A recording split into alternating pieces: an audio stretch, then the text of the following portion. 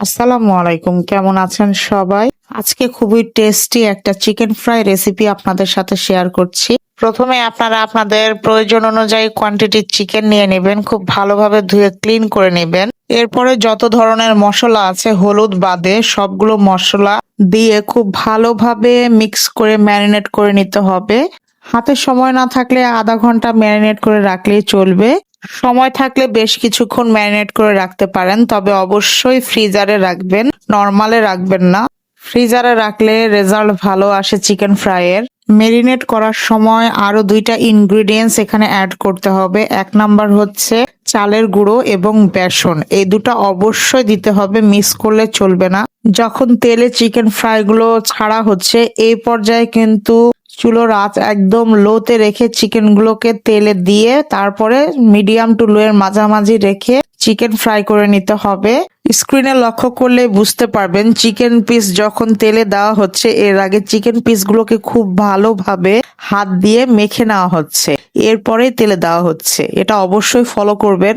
এখন এখানে দেখানো হচ্ছে কি পরিমাণে চুলোর আঁচ রাখবেন, এটা অবশ্যই ফলো করবেন। সেকেন্ড ব্যাচ ফ্রাই করা চলছে এবং এখানে আমি আপনাদেরকে ফার্স্ট ব্যাচ ফ্রাই করা পিসেস গুলো দেখিয়ে দিচ্ছি। চিকেন পিসেস মেরিনেটের ফুটেজ আমার মিস হয়ে গিয়েছে, এই জন্য আমি এক্সট্রিমলি সরি।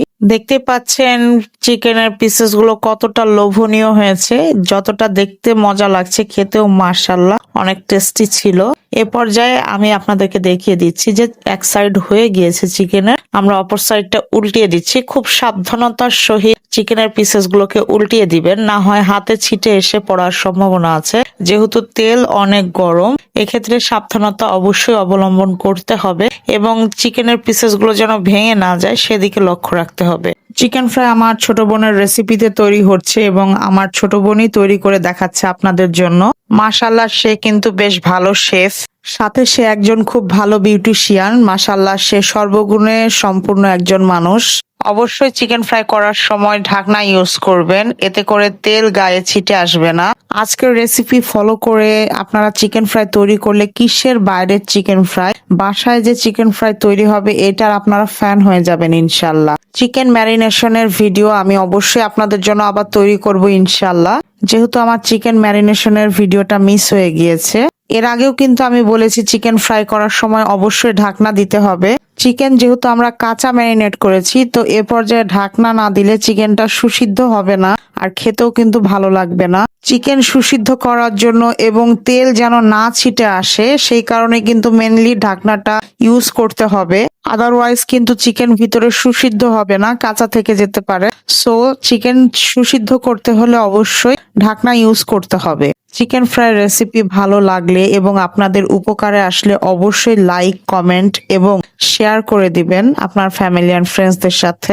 আর একবার হলেও চিকেন ফ্রাইটা আপনারা বাসায় তৈরি করে খেয়ে দেখবেন, আমি গ্যারেন্টি দিয়ে বলতে পারি ইনশাল্লাহ আপনারা এই চিকেন ফ্রাইয়ের ফ্যান হয়ে যাবেন। বাইরের চিকেন ফ্রাই আর কিনে খেতে ইচ্ছে করবে না, দেখবেন, আমার বিশ্বাস। আর যারা আমার চ্যানেলটিতে সাবস্ক্রাইব করেননি তারা আমার চ্যানেলটিতে সাবস্ক্রাইব করে পাশে থাকা বেল বাটনের অল অপশনে ক্লিক করে দিবেন পরবর্তী নোটিফিকেশনের জন্য। চিকেন ফ্রাই করা হয়ে গিয়েছে, এ পর্যায়ে আমি তুলে সার্ভ করে নিয়েছি। আজকে চিকেন ফ্রাই আমরা নুডলস এর সাথে সার্ভ করেছি, খেতে মাশাআল্লাহ বেশ ভালো হয়েছে। বাইরের অস্বাস্থ্যকর খাবার কিনে খাওয়ার চেয়ে হোমমেড খাবার বেশ স্বাস্থ্যকর এবং খেলে কোনো প্রকার প্রবলেম হয় না ইনশাল্লাহ।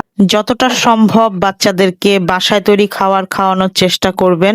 যে ধরনেরই খাবার হোক না কেন, যে খাবারগুলো বাসায় খুব সহজে ঝটপট তৈরি করা যায় এবং যে কোনো খাবারই বাসায় তৈরি করা যায় সেই খাবারগুলো অন্তত বাচ্চাদেরকে কিনে খাওয়াবেন না, কারণ আমাদের এবং আমাদের বাচ্চাদের খেয়াল কিন্তু আমাদেরকেই রাখতে হবে।